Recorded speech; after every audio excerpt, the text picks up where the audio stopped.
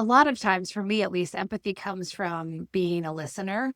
Mm, mm, And that's, for a lot of us, that's not always the easiest role to play. A lot of us, we've been socialized to be extroverted and to be verbal and, to be sort of sharing, especially, in this era, right? mm, And digital and in real life ways. And so, again, going back to that servant leadership idea, I do feel like people that tend to lean into servant leadership also tend to lean into being active listeners. And I think you can't help but start to build that empathy muscle when you've spent time hearing people's stories and sure. maybe things that they've been through that you haven't been through, and you wouldn't have thought of it that way until you heard from them.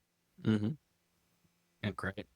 Well, it's interesting you say that too, especially in a social media world where you're kind of programmed, especially some of the younger generations, that you share everything, you know, kind of trying to tie it into what you're doing a little bit. How do you do that without it getting lost in the noise of oversharing and, kind of helping companies do that without it feeling like they're either trying to compete or overshare.